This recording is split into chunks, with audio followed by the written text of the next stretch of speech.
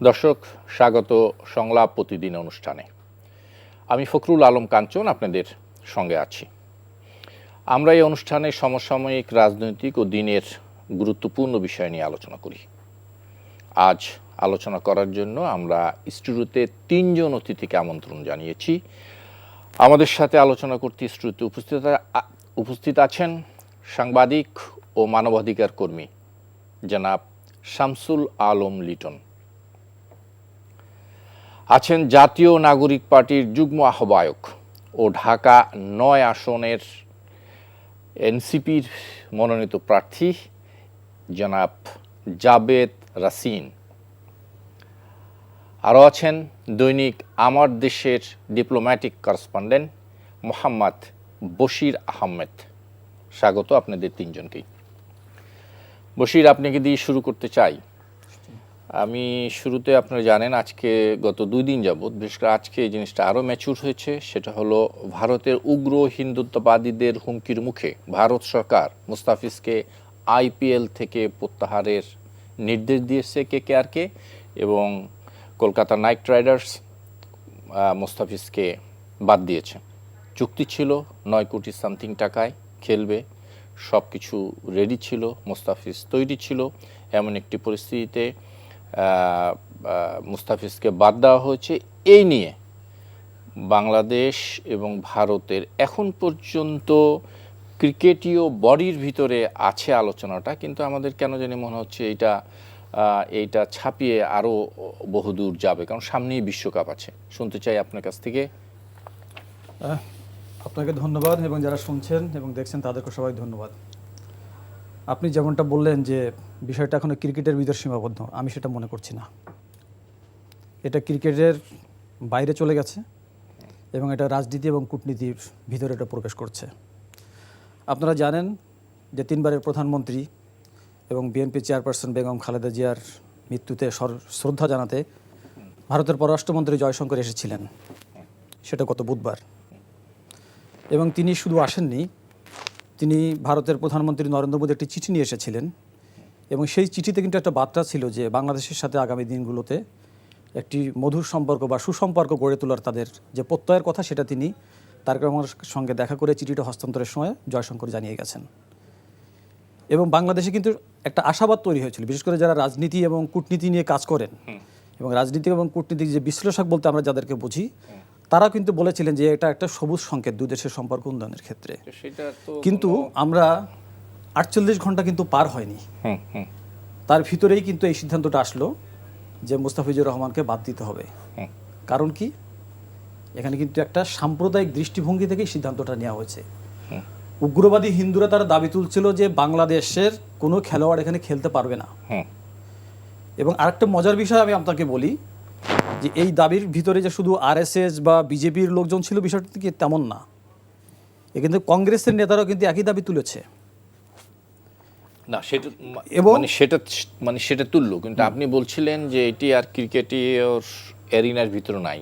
কেন সেটা বলছেন? আমি এই কারণেই বলছি এটা, কারণ দিন শেষে কিন্তু এটা ভারত যে সিদ্ধান্তটা নিয়েছে, এটা কিন্তু কোনো ক্রিকেটীয় সিদ্ধান্ত, এটা তাদের রাজনৈতিক সিদ্ধান্ত।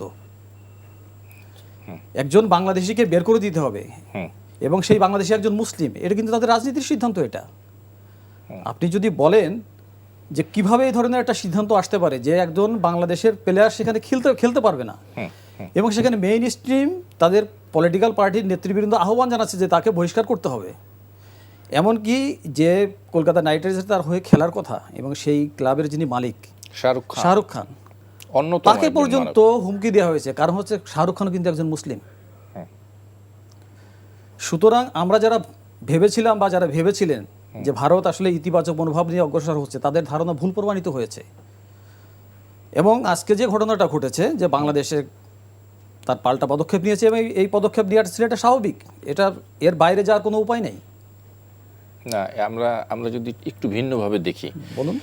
যদি এরকম কোনো সিদ্ধান্ত নিতে হয়, তারা তো অনেক বড় দেশ, প্রভাবশালী, আইসিসির মূল বডিটা প্রায় তাদেরই, তো সেটা কি বাংলাদেশের ক্রিকেট হুমকির মুখে পড়বে কিনা?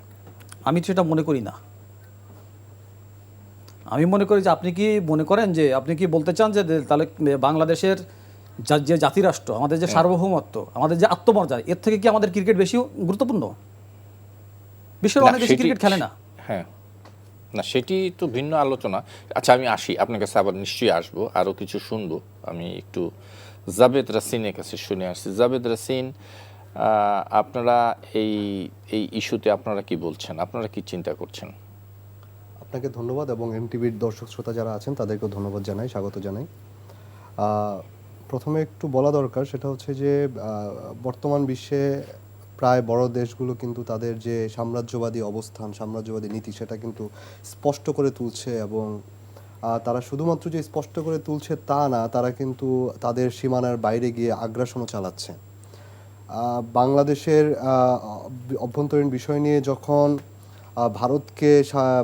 ভারতকে নিয়ে রাশিয়ার রাষ্ট্রদূত যখন মন্তব্য করেন, বা রাশিয়া যখন এই ধরনের একটি মন্তব্য করে যে তাদেরকে ইউক্রেনের মতন পরিণতি ভোগ করতে হবে, তখন এই জিনিসগুলো আমাদের কাছে খুবই শঙ্কা জাগায়। এবং সেই জায়গাটা থেকে যদি আমরা বলতে চাই যে আমরা তো যুদ্ধ করে, লড়াই করে স্বাধীন হওয়া জাতি। কেউ যদি আমাদেরকে চোখ রাঙানি দেয়, আমাদেরকে যদি কেউ আমাদের আত্মমর্যাদা নিয়ে যদি কেউ প্রশ্ন তুলতে চায়, সেই জায়গাটায় বাংলাদেশ তাদের মতন করে জবাব দেবে। এবং সেই জবাবটা কিন্তু বাংলাদেশের জনগণ দিয়েছে এই জুলাই অভ্যুত্থানে।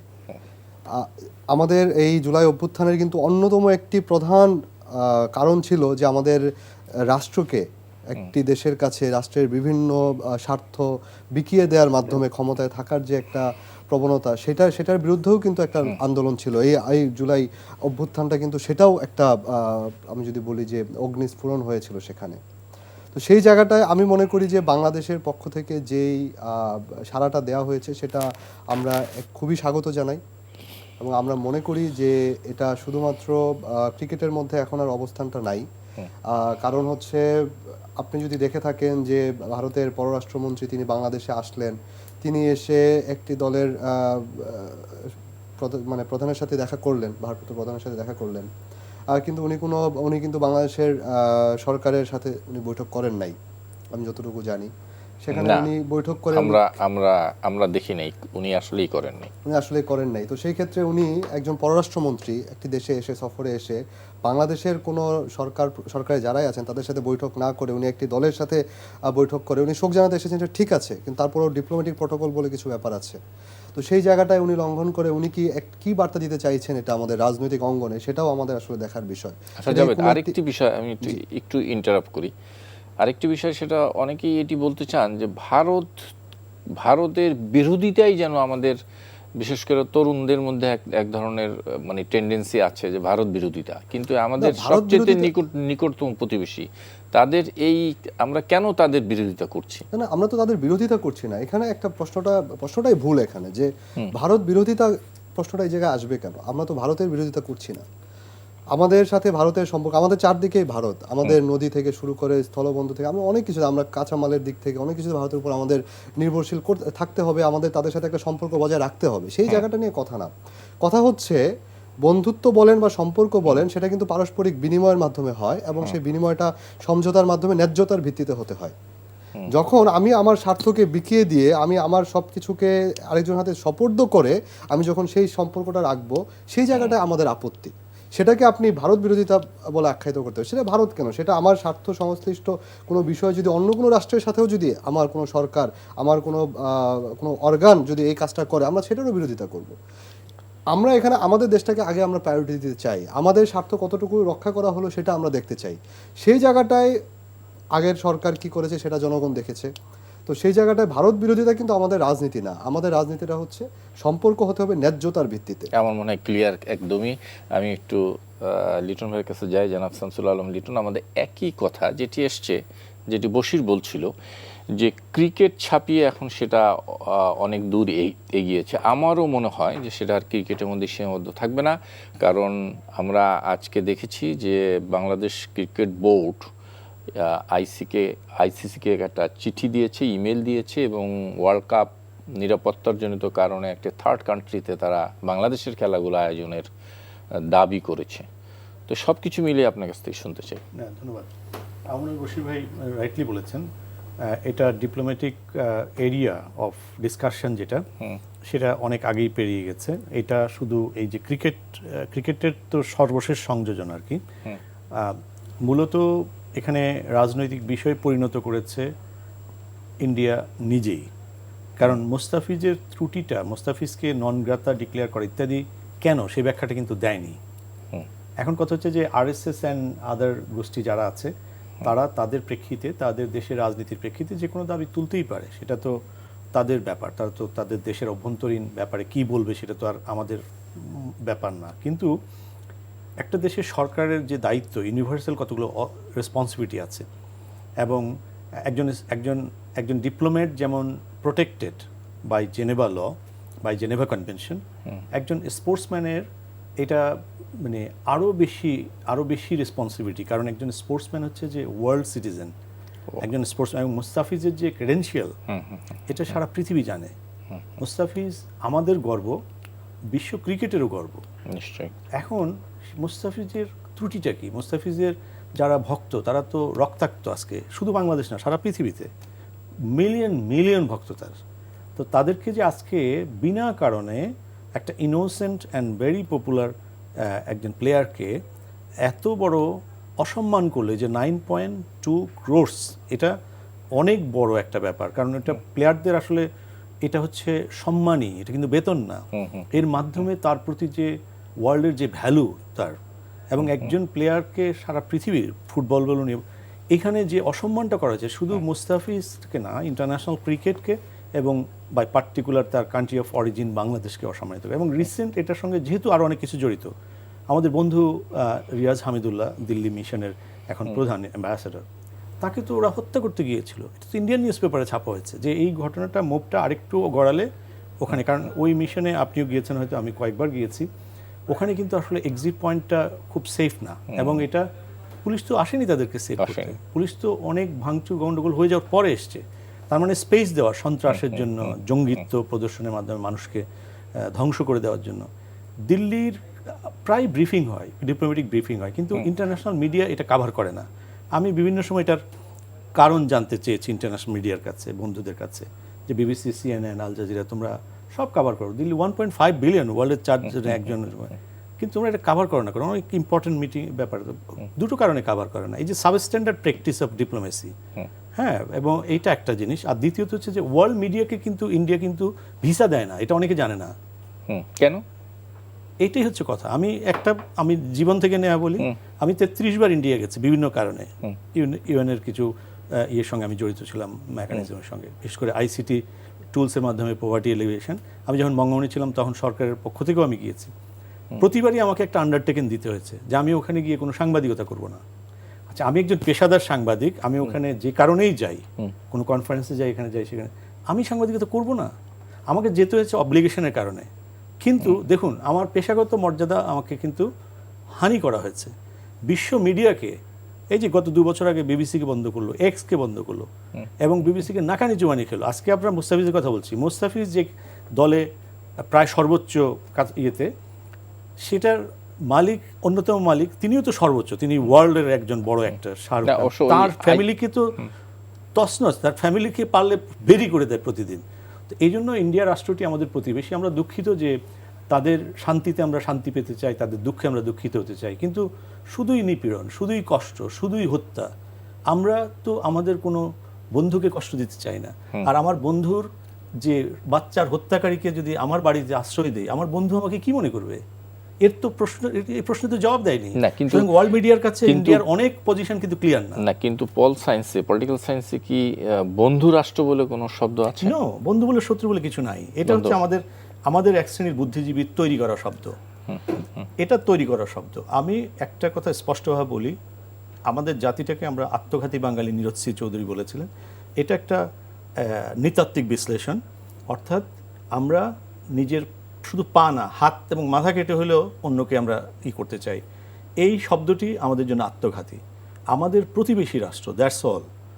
বন্ধু কি শত্রু সেটা কিন্তু কাউকে বলতে হয় না। আপনি আমার বন্ধু কি শত্রু, বডি ল্যাঙ্গুয়েজ, আচার আচরণ, কার্যক্রম। যেই দেশ স্বাধীনতার পর থেকে 54 বছর তারা বিজয় দিবস পালন করেছে, তারা বাংলাদেশের বিজয় দিবস পালন করে না, কিন্তু ইস্টার্ন কমান্ডের বিজয় দিবস, কোট আনকোট ইস্টার্ন কমান্ডের বিজয় দিবস। তাহলে আপনি আমাকে যে বন্ধু হিসেবে সাহায্য করতে এসেছিলেন মিত্রবাহিনীতে, এই ছিল কি আপনার মনে? একটা জাতিকে আপনি পায়ের নিচে পিষিয়ে বৃত্তের মতো করে রাখবেন এবং আমাকে বলতে হবে আপনি আমার বন্ধু। আই এম সরি যে দুর্বিনীত এবং দুর্বৃত্তরা এই শব্দটি ব্যবহার করে, তাদের মধ্যে প্রমাণিত তারা জাতিকে কি মেসেজ দিতে চায়।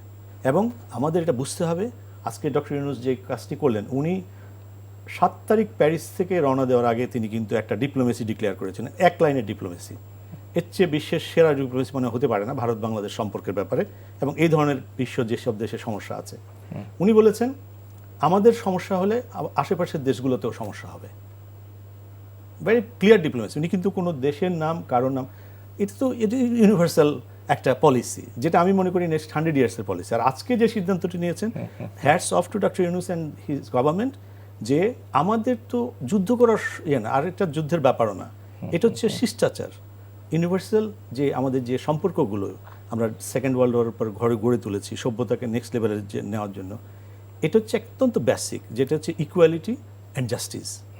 মুস্তাফিজের প্রতি যে কাজ করা হয়েছে, মুস্তাফিজের পাশে সারা বাংলাদেশ আছে অ্যান্ড ওয়ার্ল্ড ক্রিকেট কমিউনিটি আছে। এইখানে ডক্টর ইউনূস রিমার্কেবল যে সিদ্ধান্ত নিয়েছেন, সরকার যে সিদ্ধান্ত নিয়েছেন যে আমরা ইন্ডিয়া এই অসভ্য আচরণের ব্যাপারে ব্যবস্থা না নিলে, এবং হয়তো ওই শব্দটা উচ্চারণ করেননি, কিন্তু যে সিদ্ধান্তটা নেওয়া হচ্ছে এটার জন্য এই শব্দটি পর্যাপ্ত নয়, যেহেতু এটা ধর্মীয় উগ্রবাদের সরাসরি রিফ্লেকশন রয়েছে। তো সেই কারণে আমার মনে হয় এই ক্ষেত্রে বাংলাদেশের যে সামর্থ্য আছে মেরুদণ্ড সোজা করে দাঁড়ানোর, এর চেয়ে বড় ডিপ্লোমেসি, এর চেয়ে বড় আত্মমর্যাদা যে জাতি থাকবে না, তার তো টিকে থাকারই কোনো অধিকার নেই। এটা হচ্ছে রিমার্কেবল, এবং এর মধ্য দিয়ে আমরা আশা করি যে বাংলাদেশ তার আত্মমর্যাদার স্বীকৃতি, মর্যাদাটি বিশ্বের বুকে আরেকবার তুলে ধরলেন। মনে বসির কিছু বলতে চাচ্ছিলেন, একদম সংক্ষেপে একটু বললে আমি বিরতিতে যাব। না, আমি আসলে যেটা বলতে চাচ্ছিলাম, আপনি যেটা বাংলাদেশ ভারত সম্পর্ক নিয়ে যেটা কথাটা তুললেন, একটু পেছনে যদি যাই, যদি 2 সেন্টেন্স বলি, আসলে শেখ হাসিনার নেতৃত্বাধীন বাংলাদেশে যে ভারত নিয়ন্ত্রিত সরকার ছিল, ওই সময় আসলে পররাষ্ট্রনীতি বলতে কিন্তু আমাদের কিছু ছিল না। আমাদের পররাষ্ট্রনীতি যেটা ছিল সেটা দিল্লি নির্ভর বা দিল্লি নিয়ন্ত্রিত একটা নীতি। ডক্টর ইউনূস দায়িত্ব নেওয়ার পর উনি কিন্তু একটা জিনিস সিম্পল করতে চেয়েছেন, যে আমাদের একটা স্বাধীন এবং ভারসাম্যপূর্ণ পররাষ্ট্রনীতি আমরা অনুসরণ করব। এটা থেকেই কিন্তু ভারত মেনে নিতে পারছে না, এবং দেখেন যে একের পর এক সমস্যা তৈরি করেছে। তাদের মিডিয়াগুলোকে লিলিয়ে দিয়েছে যে বাংলাদেশ নাকি হাজার হাজার হিন্দু হত্যা করা হচ্ছে। এরপরে কি করলো, ওটা যখন কোনো কাজে লাগলো না, এরপর তাদের উগ্র যে হিন্দুদের আছে তাদেরকে তারা রাস্তায় নামিয়ে দিল। তারা কি করলো, তারা আমাদের হাইকমিশনকে হত্যার হুমকি দিল। আপনি চিন্তা করেন, রাতের আধারে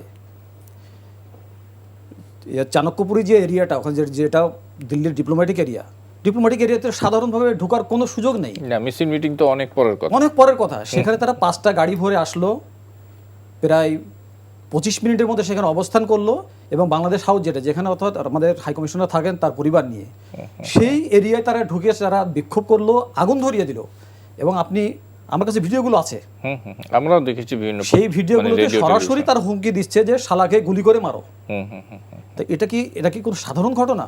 এবং শুধু সেটা না, আপনি দেখেন এই ঘটনার পরে বাংলাদেশ প্রতিবাদ করলো, তাদের হাইকমিশনারকে ডেকে আমরা আনুষ্ঠানিক প্রতিবাদ জানালাম। উচিত ছিল কি ভারত সরকারের, তারা আমাদের নিরাপত্তা নিশ্চিত, আমাদের বলতে আমাদের মিশনগুলো নিরাপত্তা নিশ্চিত। কিন্তু তারপরে কি দেখলাম, একের পর এক মুম্বাই, কলকাতা, শিলিগুড়িতে আমাদের যে ভিসা সেন্টার সেটা আগুন দিয়ে জ্বালিয়ে দিল, একদম তছনছ করে দিল। সুতরাং এটার মাধ্যমে আসলে তারা মেসেজ দিতে চাইছে যে বাংলাদেশকে আসলে তারা একটা বৈরীর শত্রু রাষ্ট্র হিসেবেই গণ্য করে, এর থেকে বেশি কিছু না। এখন যেটা তারা করতে চাচ্ছে যে আগামীতে একটা নির্বাচন হবে, একটা নির্বাচিত সরকার আসবে, তারা কিন্তু এই রাজনৈতিক দলগুলোকে একটা গুড হিউমারের মধ্যে রেখে মূলত ব্ল্যাকমেলিং করার চেষ্টা করছে। আপনি দেখেন, তারা ধরেই নিয়েছে যে বিএনপি ক্ষমতা আসবে, হয়তো এটাই বাস্তব, এবং নরেন্দ্র মোদী সরাসরি চিঠি লিখছেন, এবং জয়শঙ্কর নিজেই বলেছেন যে নির্বাচনের পর পরিস্থিতি শান্ত হবে। আবার দেখেন গোপনে গোপনে গত 15 বছর যে ইস্যুকে তারা পুঁজি করে বিএনপির উপর বা বিএনপি চেয়ারপারসনের উপর হেন কোনো আগ্রাসী মনোভাব প্রদর্শন করেনি, এমন কোনো কাজ করেনি, সেটা হচ্ছে জামাত ইস্যু, যে তোমরা মৌলবাদী জামাতের সঙ্গে আছো, এই জন্য তোমাদের সাথে আমাদের কোনো ধরনের এঙ্গেজমেন্ট সম্ভব না। জামাতের সাথে কিন্তু আমরা দেখলাম কি, আমার জানা মতে ধরেন জামাতের আমির তো বলেছেন যে তার সঙ্গে ভারতীয় কূটনীতিকরা দেখা করেছেন, একবার না, জামাতের সঙ্গে ভারতীয় প্রতিনিধিরা একাধিকবার বৈঠক করেছেন এবং সেটা দেশের মাটিতে দেশের বাইরেও করেছেন। সুতরাং তারা কি করতে চাইছে? তারা এখন আসলে চাচ্ছে বাংলাদেশের রাজনৈতিক দলগুলোকে ব্ল্যাকমেলিং করার জন্য। তারা জামাতকেও বলেছে যে তোমরা যদি ক্ষমতা আসতে পারো তোমাদের সাথে আমরা ইয়ে করবো। আবার বিএনপির সঙ্গে তো আছেই, আবার সাথে সাথে বিএনপিকেও মেসেজ দিতে চাইছি যে তোমরা যদি আমার কথা মতো না চলো তাহলে আমার কিন্তু বিকল্প জামাত তৈরি হয়ে গেছে। সুতরাং দিল্লি কিন্তু বাংলাদেশকে একটা ব্ল্যাকমেলিং করে তার যে হীন স্বার্থ, সেই হীন স্বার্থ চরিতার্থ করার জন্য যা করণীয় ঠিক তাই করছে। জনাব শামসুল আলম লিটন, আপনার কাছে যে এই প্রসঙ্গে যদি আপনি কিছু বলেন এইটা আলোচনা। জি প্লিজ। আমার মনে হয় এই প্রসঙ্গে আপনি গুরুত্ব দিয়ে আলোচনা করছেন এবং আমাদের মানুষের প্রত্যেকেরই এ ব্যাপারে জানা দরকার। নিজের মাতৃভূমি, মাতৃভূমি এবং দেশপ্রেম হচ্ছে ইমানের অঙ্গ, এবং নিজের পরিবারকে যেমন যত্ন করতে হয়, নিরাপত্তা নিশ্চিত করতে হয়, দেশেরও নিরাপত্তা নিশ্চিত করা প্রত্যেকটা নাগরিকের দায়িত্ব। এবং এই ঘটনাগুলো থেকে আমাদের অ্যাওয়ারনেসটা হওয়া দরকার। এই জন্য আমি আপনাকে বলছিলাম যে আমরা ভারতীয় সাংবাদিক, রাজনীতিক তাদের বক্তব্য শুনতে চাই। পার্লামেন্টে নিয়ে শেখ হাসিনার ভূমিকা নিয়ে পার্লামেন্টে অন্তত 3টি ডিবেট আমি দেখেছি, সেখানে তাদের অনেক এমপি আমাদের চেয়েও কঠিন ভাষায় কথা বলছে। তাহলে কিন্তু ভাই যেটা বললেন, বশির ভাই, যে তাদের যে বিভিন্ন গ্রুপ কিন্তু আবার এই ব্যাপারে একমত যে বাংলাদেশকে এরকম অত্যাচার করলে অথবা হোয়াট এভার ইট ইজ, তাদের ভাষায় তারা হয়তো বলে যে ওখানে প্রচুর হাজার হাজার হিন্দু মারা যাচ্ছে ইত্যাদি। আমার মনে হয় এটা তাদের রাইট আছে, কিন্তু এই রাইটটাকে সরকার কেন প্রমোট করে সেটা একটা ইন্টারেস্টিং, সেটা নিয়ে আমাদের জানা দরকার। একটা দেশে মানবাধিকার লঙ্ঘন হবে, পেপারে ছাপা হবে, মিথ্যা কথা বলা হবে রাজনীতি থেকে, আর জনগণ মেনে নেবে, সরকার বললো যে হ্যাঁ ঠিক আছে, ইট ইজ ডুইং ফাইন, তুমি ডিপ্লোম্যাটিক এরিয়াতে গিয়ে ভাঙচুর করে ফেলো।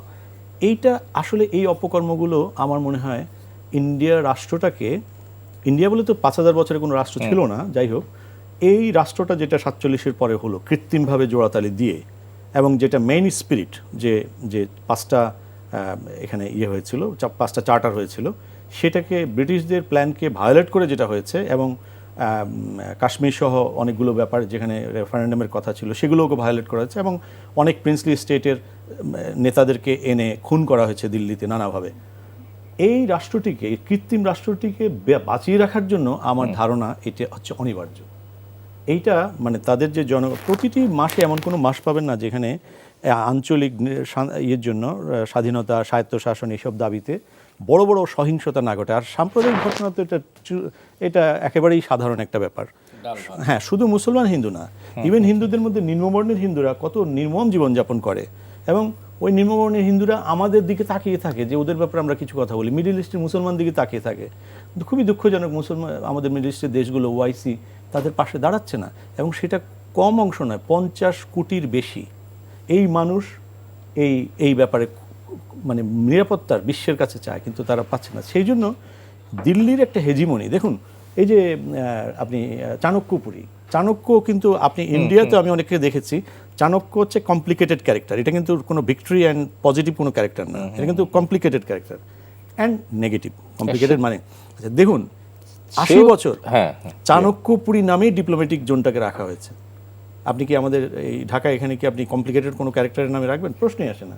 অর্থাৎ ইন্ডিয়াকে আমরা একটা ভালো প্রতিবেশী হিসেবে দেখতে চাই জয়শঙ্করের ভাষায়। জয়শঙ্কর বলেছেন ভালো প্রতিবেশী এবং খারাপ প্রতিবেশী আমরা বিবেচনা করি, উনি ঢাকার থেকে যাওয়ার পরে বলেছেন আমরা ভালো প্রতিবেশী চাই, আমরা ভালো প্রতিবেশী চাই। আমাদের যেই সব খুনিদেরকে আপনারা আশ্রয় দিয়েছেন, আমাদের সীমান্তে যত হত্যাকাণ্ড করেছেন, পানি দিয়ে যত কষ্ট দিয়েছেন, এখন ব্রহ্মপুত্র দিয়ে করেছেন, আমার মনে হয় দু দেশের ডায়লগের মধ্যে ভালো প্রতিবেশীর কী কী ক্যারেক্টার থাকে সেগুলো নিয়ে আলোচনা করলে আমার মনে হয় ভারত রাষ্ট্র অথবা দিল্লি এই ব্যাপারটাতে, কারণ সার্ক তো ধ্বংস করে দিয়েছে দিল্লি, সুতরাং আমাদের তো কোনো ডায়লগ নাই, আমাদের তো কোনো টেবিল নাই। মিডিয়াগুলো হতে পারে পিপলস টু পিপল কমিউনিকেশনের একটা ভিত্তি, এবং এটা অবশ্যই সভ্য দুনিয়ায় চলতে পারে না। কেমন মনে হয় এই বিষয়ে যদি জাভেদ আপনি যদি এই বিষয়ে আলোচনা করেন, তাহলে আমি একটু ভিন্ন প্রসঙ্গে যেতে চাই। আমি আমার দুই সহ-আলোচকবৃন্দ এই ব্যাপারে খুব বিস্তারিত আলোচনা করেছেন। আমি এই ব্যাপারে একটু সংক্ষিপ্তভাবে বলতে চাই, সেটা হচ্ছে ভারত রাষ্ট্রটাকে যদি আপনি দেখেন, এখানে একবারে সাউদার্ন এবং নর্দার্ন যদি দুইটা ভাগে ভাগ করা হয়, ভারতের একটা অংশ তো কেরালা বা ওই সাইডের যে অঞ্চলগুলো আছে তারা তো অর্থনৈতিকভাবে অনেক শক্তিশালী, এবং তারা কিন্তু স্বায়ত্তশাসন বলেন কিংবা স্বাধীনতার কথা এগুলো কিন্তু তাদের মাথায় মস্তিষ্কে আছে। কিন্তু ভারতের এই রাষ্ট্রটাকে টিকিয়ে রাখার জন্যে তার প্রতিবেশীকে সবসময় ডাউন করা বা প্রতিবেশী যে ভালো অবস্থানে নাই এটা তাদের বোঝাতে হয়, এবং সেই কারণে আপনি দেখবেন যে সীমান্তে হত্যা বলেন কিংবা এই যে একটা অস্থিতিশীল পরিবেশ তৈরি করা, এটা কিন্তু শুধু বাংলাদেশ তা না, পাকিস্তান তা না, শ্রীলঙ্কা বলেন, মালদ্বীপ বলেন, বলেন, প্রত্যেকটা দেশেই সেটা চেষ্টা করে যে তুমি যদি আমার সাথে না থাকো তোমার অবস্থা এমন খারাপ হয়ে যাবে। এটা তার রাষ্ট্রকে টিকিয়ে রাখার জন্য তার একটা কৌশল। সেই জায়গাটা থেকে আমরা যেটা বলতে চাই যে আমরা একটা স্বাধীন সার্বভৌম রাষ্ট্র, আমরা লড়াই করে স্বাধীন হয়েছি, আমরা আমাদের সকল ধরনের রাইট, আমরা আমাদের সকল ধরনের অধিকার ন্যায্যতার ভিত্তিতে চাই। এবং এক্ষেত্রে আমরা যেই ধরনের ডায়লগ আমরা পর্দার অন্তরালে দেখছি রাজনৈতিক দলগুলোর সাথে ভারত চালাচ্ছে, সেগুলোর ব্যাপারে আমরা চাইবো যে জনগণ চাইবে রাজনৈতিক দলগুলো যেন এটা ওপেন করে। কারণ কোনো পর্দার অন্তরালে কি ডিল হয়েছে, সেই ডিলে গিয়ে কেউ ক্ষমতায় যাবে এবং ক্ষমতায় গিয়ে আবার আমাদেরকে দিল্লি না ঢাকা স্লোগান দিতে হবে, এরকম পরিস্থিতি যেন সৃষ্টি না হয়, এটাই আমার একদম ক্লিয়ার। বশির, এই আলোচনার উপর যদি কোনো কথা থাকে শুনে আমি একটু ভিন্ন প্রসঙ্গে আর যেতে চাই। আসলে একটাই কথাই বলতে হবে যে ভারত আমাদের প্রতিবেশী, আমরা প্রতিবেশী, এটা চেঞ্জ করতে পারবো না, নাম্বার ওয়ান। কিন্তু আমাদের দুর্ভাগ্য হচ্ছে আমরা এমন একটা প্রতিবেশী পেয়েছি যে প্রতিবেশীটা বিশ্বস্ত না। এবং এটা শুধু আমাদের ক্ষেত্রে প্রযোজ্য না। আপনি যদি দেখেন যে ভারত পাকিস্তান সম্পর্কে আমি এটা নিয়ে আলোচনাই করতে চাই না, কারণ বলা হয় যে তারা চিরবৈরী দুই দেশ। আপনি যদি এই মুহূর্তে বলেন যে ভারতের সাথে তার কোন প্রতিবেশীর সঙ্গে তাদের সুসম্পর্ক আছে, নেপালের সাথে সুসম্পর্ক আছে? নেই। ভুটানের সঙ্গে আছে? নেই। শ্রীলঙ্কার সঙ্গে আছে? নেই। নতুন একটা দেশের সাথে তাদের সম্পর্ক গড়ার চেষ্টা করেছে, সেটা হচ্ছে আফগানিস্তান। হ্যাঁ, যেটা 6 মাস আগে সারা পৃথিবীকে তারা বলে বেরিয়েছে যে আফগানিস্তান একটা জঙ্গিবাদী রাষ্ট্র। কিন্তু সেই জঙ্গিবাদী রাষ্ট্রের পররাষ্ট্রমন্ত্রীকে কিন্তু দিল্লি কিন্তু 5 দিন এনে রেখেছে এখানে। সুতরাং এটা মনে রাখতে হবে আমাদেরকে। সুতরাং ভারতের সাথে যদি আপনি ডিল করতে চান বা সম্পর্ক উন্নয়নের ক্ষেত্রে আফগানের সাথে এই সম্পর্ক ডেভেলপ করার পিছনে কি কাজ করেছে? শত্রুর বন্ধু এরকম কিছু না। নো, এটা একটা মাত্রই বিষয়। আপনি জানেন যে পাকিস্তানের পশ্চিম সীমান্ত যেটা আছে, আফগান সীমান্ত যেটা, ওই সীমান্তে উত্তেজনা তৈরি হয়েছে। অর্থাৎ আফগানদের সাথে পাকিস্তানের সোলজাররা আফগান বিদ্রোহীদের সঙ্গে বা আফগান সন্ত্রাসী যদি বলি বা ওখানে যারা অস্ত্রধারীদের বলছে তাদের সঙ্গে যখন যুদ্ধটা হচ্ছে, ঠিক সেই মুহূর্তে কিন্তু ইন্ডিয়া সেখানে হাত বাড়িয়ে দিয়েছে। অর্থাৎ যেটা বলা হয় যে Delhi is the main source of destabilising the whole South Asia, it is absolutely correct. এবং এই আফগানিস্তানের সঙ্গে তাদের সম্পর্ক উন্নয়ন সেটাই প্রমাণ করে। তারা যে ন্যারেটিভটা মানে যুগের পর যুগ দাঁড় করিয়েছে যে ইসলামী মৌলবাদ, ইসলামী জঙ্গিবাদ, বাংলাদেশ আফগানিস্তান হয়ে যাবে যদি বিএনপি বা তার নেতৃত্বে জামাত যদি এর কোনোদিন ক্ষমতা আসে, তাহলে বাংলাদেশ আর একটা আফগানিস্তান হয়ে যাবে, তালেবান শাসন প্রতিষ্ঠিত হবে। সেই তালেবানের সঙ্গে তো তারা এখন ডিল করছে। আমার মনে হয় ক্লিয়ার। আমি একটু ভিন্ন প্রসঙ্গে যেতে চাই, জনাব জাবেদ রাসিনের কাছে যেতে চাই। জাবেদ রাসিনের ছোট্ট করে একটু শুনে অন্য প্রসঙ্গে যাব। এই এনসিপির সাথে জোটবদ্ধ নির্বাচন নিয়ে, জোটে যাওয়া নিয়ে মূলত যে ক্রাইসিসটা তৈরি হয়েছিল, যে সংকট আপনার দলের মধ্যে তৈরি হয়েছে, আপনি সংকট বলবেন কিনা আমি জানি না, তারপরও বর্তমান অবস্থাটা কি? বর্তমান অবস্থা স্বাভাবিক আছে। আমরা যারা নির্বাচন আমরা কেমন করে দেখবো? অন্তত 12 জনের পদত্যাগের কথা আমরা শুনেছি। আচ্ছা, এটা একটু আমি এভাবে ব্যাখ্যা করতে চাই। সেটা হচ্ছে এনসিপিকে আমরা বলি যে এটা সারা বাংলাদেশের দল। আমরা এটা কোনো ধরেন বাংলাদেশি জাতীয়তাবাদ, বাঙালি জাতীয়তাবাদ, ডেমোক্রেটিক ইসলাম, এরকম অনেক মতাদর্শ নিয়ে বিভিন্ন রাজনৈতিক দল গঠিত হয়েছে। কিন্তু আমরা যে রাজনৈতিক দল যে প্রিন্সিপালে বিশ্বাস করি সেটা হচ্ছে আমরা একদম মধ্যমপন্থী বাংলাদেশপন্থী রাজনীতিটা করতে চাই। সেক্ষেত্রে আমরা বাংলাদেশের সবাইকে ওন করতে চাই এখানে। সেই জায়গাটায় অভ্যুত্থান পরবর্তী সময়ে বিভিন্ন দলের বিভিন্ন মতের যদি বলি, বিভিন্ন মতের মানুষের কিন্তু একটা সংমিশ্রণ হয়েছিল। আমাদের জাতীয় নাগরিক কমিটি যখন গঠিত হয়, সেখানে আমরা বিভিন্ন একেবারে কোর ডান যেমন আছে, এখানে একদম কোর বাম আছে, একদম মধ্যপন্থী লোক আছে, এখানে শ্রমজীবী মানুষ আছে, এখানে বিভিন্ন পেশার মানুষের একটা সম্মেলন হয়েছিল। সেখান থেকে যখন ছাত্ররা, যে বৈষম্যবিরোধী ছাত্র আন্দোলন প্ল্যাটফর্ম, সেখান থেকে মিলে যখন জাতীয় নাগরিক পার্টি গঠিত হলো, সেখানেও আপনি দেখবেন যে আমাদের 217 জনের যে কেন্দ্রীয় আহ্বায়ক কমিটি, সেখানে কিন্তু একটা পুরো বাংলাদেশের চেহারা আপনি ওখানে দেখতে পাবেন। আপনি ওখানে যেমন আমাদের ক্ষুদ্র নৃগোষ্ঠী থেকে শুরু করে আমাদের ভিন্ন জাতিসত্তা, যদি আমি বলি ভিন্ন জাতিসত্তা যেটা আছে, তারপর আমাদের বিভিন্ন ধর্মের একেবারে আপনার রবিদাস থেকে শুরু করে বিভিন্ন, সেটা তো হলো, কিন্তু আমি সেটাতে আসছি। তো সেটাতে ধরেন এখানে যখন আসলো, সেখানে এখন সবাই তো নিজস্ব মত আছে, একটা নিজস্ব পছন্দ আছে, পছন্দ অপছন্দের জায়গা আছে। এখন পার্টিটা তো আপনার ব্যক্তি স্বার্থে চাইতে তো পার্টিটা ব্যক্তি চাইতে একটু বড় হয়, কারণ আমার সব সিদ্ধান্ত তো পার্টির সিদ্ধান্ত হবে না। আমার সব সিদ্ধান্তই যে আমি যেটা ভালো মনে করব আরেকজনের কাছে সেটা না, পছন্দ সেটা নাও তো হতে আপনি পারে। বলছেন, কিন্তু আপনি বাস্তব তো ঠিক উল্টোটা না দেখছি। না, বাস্তব উল্টোটা হয়নি। আমি বলছি আপনাকে, সেটা হচ্ছে এই যে আমরা একটা পার্টি হলো এবং এই পার্টি যেহেতু একটা রাজনৈতিক দল হিসেবে আমরা নিবন্ধিত হয়েছি এবং রাজনৈতিক দল তো নির্বাচনেই যাবে, নির্বাচন ছাড়া তো তার ক্ষমতায় আসার বা ক্ষমতা কেন্দ্রিক যে রাজনীতিটা আমাদের, সেই রাজনীতি তার কোনো অবস্থান নাই আসলে। তো নির্বাচন কেন্দ্রিক যখন চিন্তাভাবনাটা হয়েছে, সেই নির্বাচন কেন্দ্রিক চিন্তাভাবনাটায় আমাদের দলে কিন্তু একটা গোষ্ঠী, একটা অংশ, বিরাট অংশ কিন্তু এখনো বিপ্লবী চিন্তার। একটা অংশ না, তারা নির্বাচন কেন্দ্রিক চিন্তাভাবনা করছে। একটা অংশ আছে তারা বাম ঘরানার, ঠিক আছে। তো একটা অংশ আমি যেটা বললাম ডান ঘরানার আছে। তো এখন নির্বাচন কেন্দ্রিক যখন জিনিসটা চলে আসছে, নির্বাচন সামনে রেখে, এখন নির্বাচন সামনে রেখে পার্টি একটা সিদ্ধান্ত নিতে হয়েছে। সেই সিদ্ধান্ত কিন্তু পার্টি হুট করে, পার্টির যে সারা বাংলাদেশে যেটা হয়, যতগুলো রাজনৈতিক দল আছে একজন ব্যক্তি সিদ্ধান্ত নেন, কিন্তু আমাদের এখানে কিন্তু আমরা সম্পূর্ণ গণতান্ত্রিক প্রক্রিয়ায় এক্সিকিউটিভ কাউন্সিলের একটা ভোটাভুটিতেই কিন্তু জিনিসটা হয়েছে। আচ্ছা, মেজরিটি কিন্তু সিদ্ধান্ত নিয়েছে। সেই এখন সিদ্ধান্তটা মেজরিটি কিভাবে যখন হলো? একটা, সেই সিদ্ধান্তটা কিভাবে হলো? আপনাদের 157 না, জনের কমিটি। আমাদের একটা এক্সিকিউটিভ কাউন্সিল আছে, সেই আচ্ছা। এক্সিকিউটিভ কাউন্সিলের বৈঠকে আমাদের Executive এক্সিকিউটিভ কাউন্সিলের Council-এর প্রায় বডিতে 60-61 জনের একটা বডি আছে। আচ্ছা। সেই 61 জনের বডিতে আমাদের কিন্তু এই সিদ্ধান্তটা হয়েছে। সেটা কিন্তু মেজরিটি ভোটে পাস হয়েছে সেটা।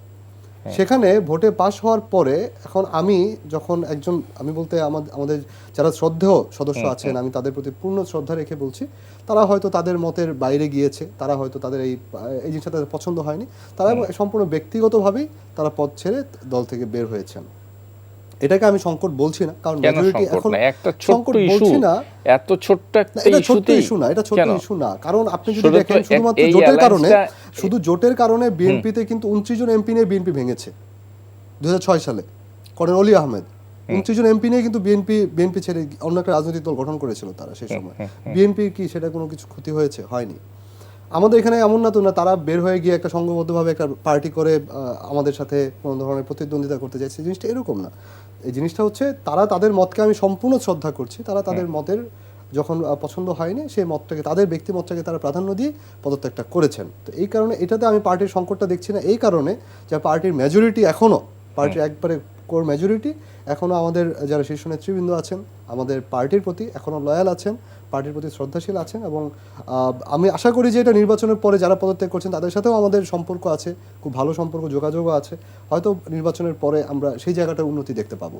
আমরা সে আশায় রইলাম। আমি একটা প্রশ্ন, জি প্লিজ। যারা পদত্যাগ করেছেন তারা কি ভোটাভুটিতে ছিলেন? মানে হ্যাঁ ছিলেন। আচ্ছা, ঠিক আছে। এই বিষয়ে আমি বলবো। ছিলেন মানে আমি ক্লিয়ার না। আচ্ছা, আমি একটু ক্লিয়ার আচ্ছা, করে জি, দিই। প্লিজ। আসলে একটা রাজনৈতিক দল একদিনে গড়ে ওঠে না, একদিনে ধ্বংস হয় না, এটা একটা কথা। এখন গণতান্ত্রিক পার্টি কিন্তু আসলে মিষ্টি মিষ্টি কথা বলে একটা গঠনতন্ত্র করে ফেললেই হলো না। এটা ম্যাচিউর হতে, দুধ যেমন দই হতে অনেক সময় লাগে। আমি মনে করি এনসিপি হচ্ছে অসীম সম্ভাবনাময় একটা সংগঠন হিসেবে প্রতিষ্ঠিত হয়েছে, যদিও জুলাই অভ্যুত্থানের একটা অংশ এখানে নেতৃত্ব দিয়েছে, আরও অংশ আরও পার্টি করেছে, এবং সকলেরই অনেক দিন থেকেই বাংলাদেশে কিন্তু তৃতীয় শক্তি, তৃতীয় রাজনৈতিক দল চলতো, কারণ গণতন্ত্রের জন্য তো ভালো ভালো দল দরকার। তো এইটার জন্য এখন এখানে যারা ছিলেন, এই যে কোর কমিটি 61, এখানে যদি 12 জন যদি এখন পর্যন্ত, আরও মনে হয় 30 জন অবজেকশন দিয়েছিল, 30 জনের একটা স্টেটমেন্ট আমরা দেখেছিলাম। তো তার মানে এটা একটা সংকট। কিন্তু আবার 174 জনেরও একটা আরেকটা স্টেটমেন্ট ছিল, এটা হচ্ছে এক্সটেন্ডেড। এখানে একটা দল কিন্তু মানে অনেকগুলো জিনিসকে অ্যাড্রেস করে তারপরে দল হয়, মানে প্রথমে আস্তে আস্তে রিফার বিষয়, যেমন আওয়ামী মুসলিম লীগ ছিল, মুসলিম শব্দ বাদ দিয়ে আওয়ামী লীগ হলো, তারপরে আওয়ামী লীগ থেকে বাকশাল হলো, বাকশাল থেকে আবার ব্যাক করলো। সুতরাং এই যে দোলাচাল এটা চলতে থাকে। আর এটা তো একটা গণঅভ্যুত্থানের মাধ্যমে, বিপ্লবের মাধ্যমে যে রাজনৈতিক শক্তির উত্থান হলো, একটি শক্তির তো উত্থান হয়নি, অনেকগুলো, এবং সকলেরই অধিকার আছে সেটা।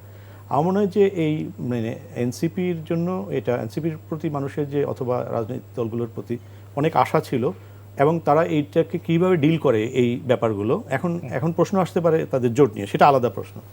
কিন্তু যারা ভোট দিয়েছে এবং ভোটে তারা হেরে গেছে পার্টির অভ্যন্তরীণ পলিসিতে, তারা ছেড়ে চলে গেল, এখানে একটা বড় প্রশ্ন আছে। তাহলে ভোটাভুটি, তাহলে গণতন্ত্রের বিশ্বাসটা কোথা থেকে হলো?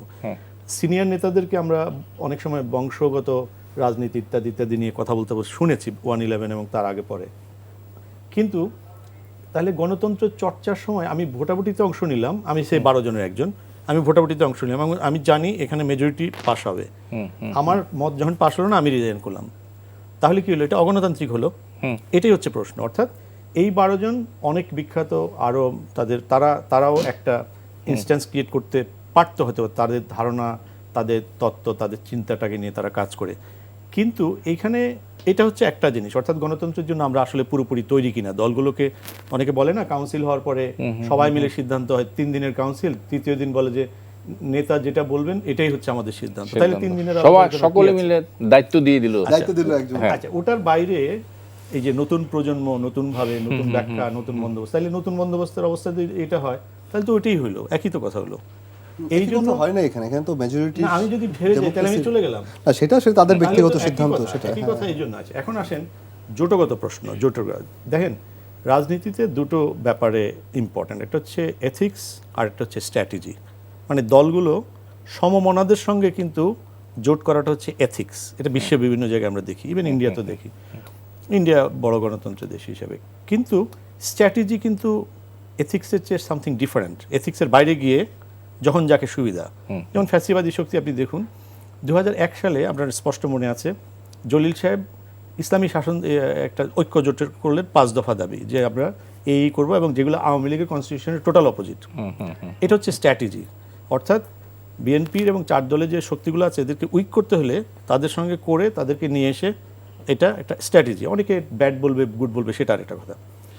অর্থাৎ আওয়ামী লীগ, কমিউনিস্ট পার্টি, এরা কিন্তু এরশাদের আমলেও তারা কিন্তু জোট করেছিল, এবং 8 দল সমমনা দলগুলো।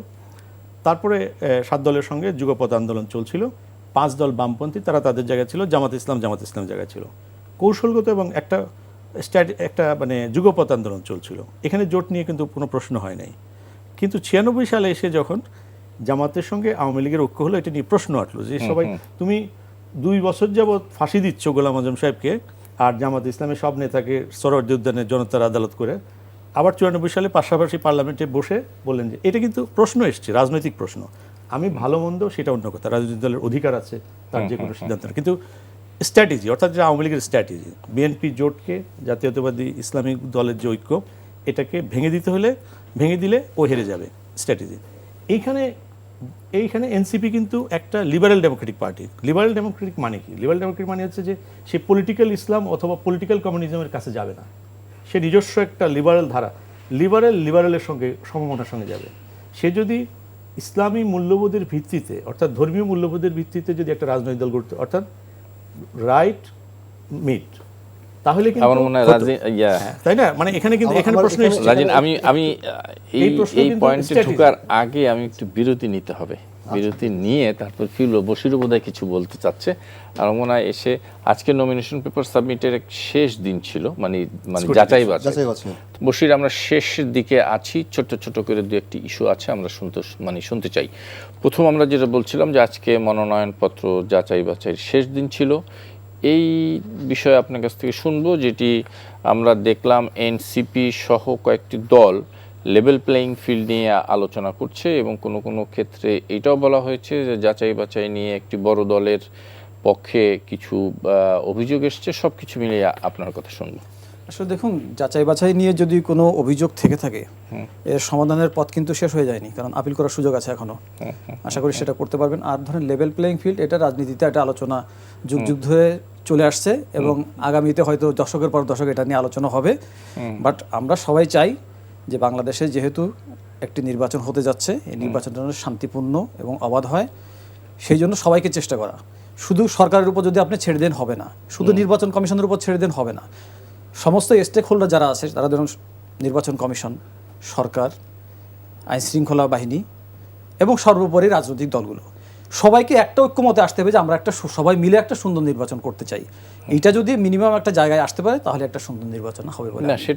সেটা কিভাবে হবে? যদি নির্বাচন কমিশন থেকে শুরু করে যাদের নাম আপনি বললেন, তাদের কি সেই লেভেল প্লেয়িং ফিল্ড তৈরি করার, সেরকম দেওয়ার সেই অবস্থাটা কি আছে?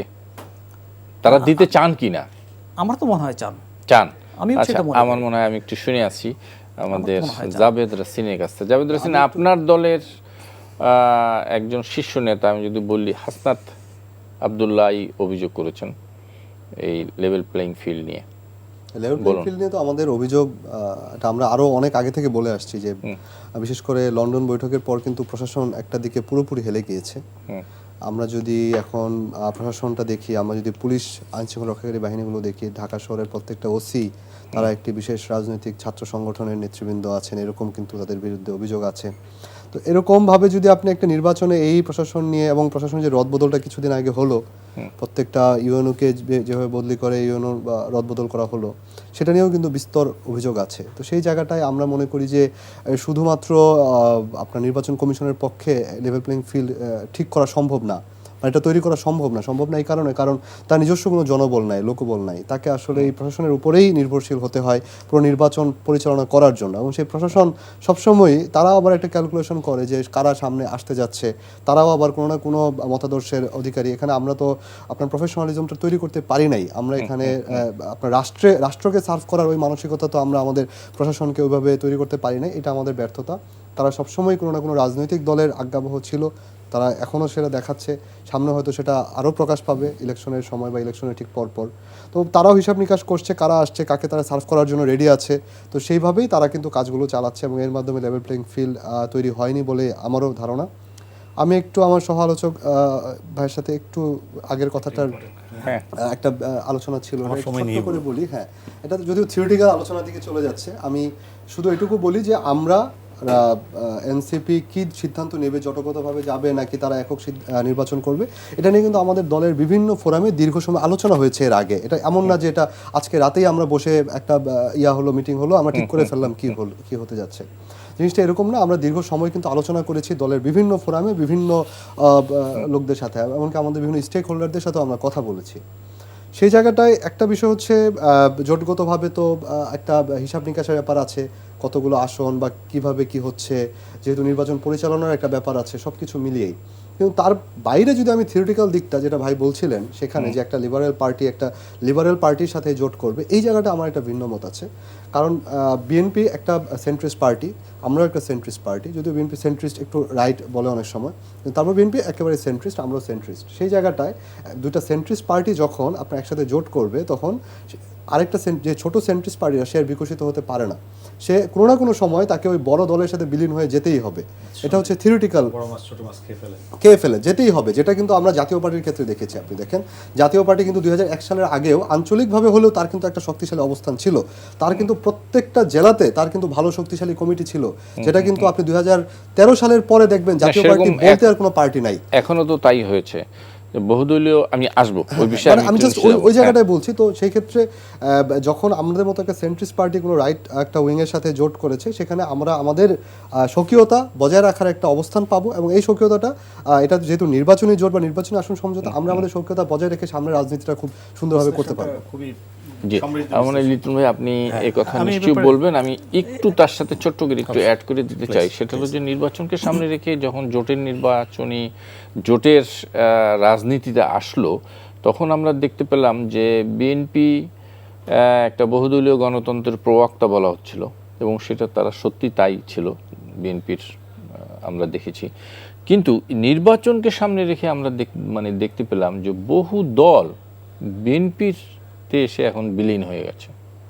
এটা বিএনপি নেতাদের যখন ডাকবেন, না হ্যাঁ বিলীন হয়ে গেছে, একদম বিলুপ্ত করে ধানের শীষ নিয়ে একটা এমপি কিংবা নিশ্চয়তা নেওয়ার জন্য দল বিলুপ্ত করে এসে ধানের শীষে বিলীন হয়ে গেছে। এটা নিয়ে আলাদা আলোচনা হতে পারে, এবং এটা খুবই ইন্টারেস্টিং। কিন্তু এটার সঙ্গে রিলেভেন্ট উত্তরটা আমি দিয়ে দিই, যদিও রাজনৈতিক দলের নেতারা এটা যেমন রাজনীতি করার কারণে সুন্দর একটা ব্যাখ্যা দিয়েছে, এত এই চমৎকার ব্যাখ্যাটা কিন্তু আমি কারোর কাছ থেকে পাইনি, অনেকে প্রশ্ন করেন না আসলে ব্যাপারটা। আমি মনে করি যদি এনসিপি বিএনপির সঙ্গে যেত, তখনও এইরকম অনেক আলোচনা হতো যে এতদিন তোমরা তো বিএনপিকে নিয়ে অনেক কথা বলেছো, তাহলে এখন তোমরা জোট হচ্ছে। তারপরে যেটা আসতো যে দুইটাই একই নেচারে, সেটাও আসতো।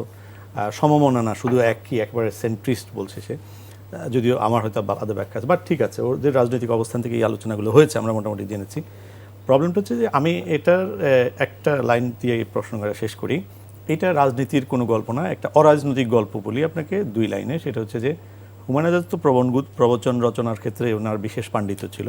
তো উনি একদিন আমাদের বলেছেন, এবং পরে উনি লিখেছেন ওনার বইয়ে, যে গতরাতে শামসুর রহমানকে দেখলাম একজন চিত্রনায়িকার সঙ্গে টেলিভিশনে, তিনি কি জানেন না কার সঙ্গে পর্দায় যেতে হয় আর কার সঙ্গে শয্যায়?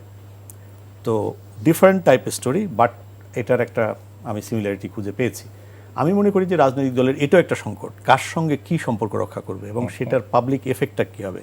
সেই ক্ষেত্রে এনসিপি সকল রাইট সিদ্ধান্ত নিয়েছে না রং সিদ্ধান্ত নিয়েছে সেটা দেখার জন্য আমাদেরকে 12 তারিখ পর্যন্ত অপেক্ষা করতে হবে। এটা হচ্ছে মূল কথা। তবে পাবলিক ডোমেইনে আলোচনাগুলো, এই যে আজকে বশির ভাই ভালো বলেছেন যে এই যে লেভেল প্লেইং ফিল্ড, হ্যাঁ, আর হচ্ছে সংকটকাল, সংকট, হ্যাঁ, এই শব্দগুলো আমার জন্মের পর থেকে শুনে আসছি এবং আরও আমার পরবর্তী জেনারেশন হয়তো শুনবে। কিন্তু মানুষ ভোট দেবে, দলগুলো ভোটের জন্য তাদের ম্যান্ডেট নিয়ে যাবে, মানুষ ভোট দেবে এবং যেই দল প্রথম, সবাই তার প্রথম হবে না, 1, 2, 3 এভাবে হবে, যেই দল ভালো করবে তারা সরকার গঠন করবে অথবা যৌথভাবে করবে। এই যে গুন্ডামি, মাস্তানি, পুলিশ, আর্মি, বিডিআর, দেখুন সংস্কার সব, এত রক্ত, এত বাচ্চাদের, আপনার নিজের বাচ্চাটার দিকে দেখুন তো, সে কি জন্য রক্ত দিয়েছে? শান্তি। লিটন ভাই, এই আলোচনা তো আছে আমরা জানি, কিন্তু আমাদের সংকট যেখানে, যেটি mindset of the people, right না, সেটা তো আছে। জাভেদ যেটা বলছিল যে একটা বিশেষ দলের প্রতি যেন সবাই মিলে তাকে, হাদিস ভাষায় বলতে হয় যে এখন সকালবেলা উঠা ওসি তার সংশ্লিষ্ট থানার মানে বিএনপির নেতাদের ডায়াবেটিসটা ঠিক আছে কিনা, আপনার কোনো সমস্যা আছে কিনা, এই যে তোষামোদি মাইন্ডসেট। কাঞ্চন ভাই, আপনি গণতন্ত্র বলেন, রাষ্ট্র বলেন, নির্মাণ বলেন, কে করবে, কার জন্য করবে? জনগণ। জনগণ যদি ভয়েস রেজ করে, দেখুন জনগণ কি করতে পারে। পাশের দেশের রাজনীতির বাস্তবতা একটা, আরেকটা বাস্তবতা যে দলটি এখন বৃহত্তর রাজনৈতিক দল, সেটা 87 সালে হয়েছে 2টা সিট, 96 সালে হয়েছে 69 সিট, তারপরে হয়ে গেল একেবারে এখন বৃহত্তর দল, এবং আগামী নির্বাচনে তারা বিরোধী দলে চলে যাওয়ার সম্ভাবনা অধিক বিভিন্ন ইন্ডেক্সে, কিন্তু সেখানেও তারা বৃহত্তর দল হিসেবেই যাবে। তো আবার এটা সেকুলার রাজনীতির কথা বলে 1927 সাল থেকে, কংগ্রেসের জন্ম থেকে। আজকে নন সেকুলার পার্টি সবচেয়ে বৃহত্তম রাজনীতি দল। রাজনীতির এই যে ব্যাপারগুলো, এটা একটা, এবং পাবলিক ডিসাইড করবে। প্রশাসন তার দায়িত্ব পালনে ব্যর্থ হলে পাবলিক যদি ওপিনিয়ন বিল্ড আপ করতে পারে কোথায় কোথায় বেশি ঝোঁকাঝুঁকি করছে, আপনি দেখবেন যে সেখানে পরিবর্তন, মানুষই পরিবর্তনটা করতে পারে, আর কেউ না। বিএনপির ওই প্রশ্নের উত্তরটা শুনতে চাই। বিএনপি মহাসচিবকে সাংবাদিকরা এই প্রশ্নটা বেশি করে করেছে, আমি এর মধ্যে কয়েকবার শুনেছি, উনি যেটা জবাবটা দিয়েছেন, ওনার দলের প্রতিনিধিরা আরও ভালো বলবেন। আমার মনে হয় এটাই স্বাভাবিক।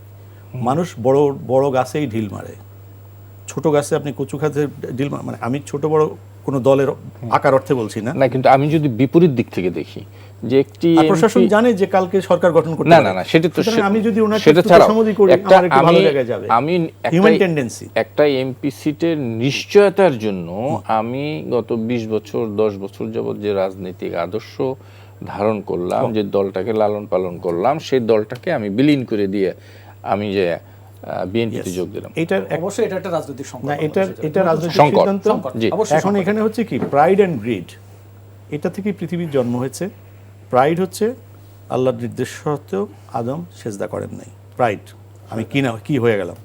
আর গ্রিড হচ্ছে আমরা সবাই জানি লোভ। আমি মনে করি এখানে আদর্শ আর স্ট্র্যাটেজি যে কথা বললাম, এর উত্তর ওখানে আছে। আদর্শকে জলাঞ্জলি দিয়ে স্ট্র্যাটেজি, নিজের দল, এই যে কত মানুষ তার পেছনে মিছিল করেছে, মিটিং করেছে, তারা কি চেয়েছিল উনি ভুলে গেছেন ওনার একটু লোভের জন্য। আমার মনে হয় ক্লিয়ার। জনাব শামসুল আলম লিটন, জাভেদ রাসিন এবং বশির আহমেদ, আপনাদের তিনজনকেই অনেক অনেক ধন্যবাদ। দর্শক, আপনাদেরকে ধন্যবাদ যারা এতক্ষণ আমাদের সঙ্গে ছিলেন। আগামী অনুষ্ঠানে আবার দেখা হবে। শুভ সন্ধ্যা।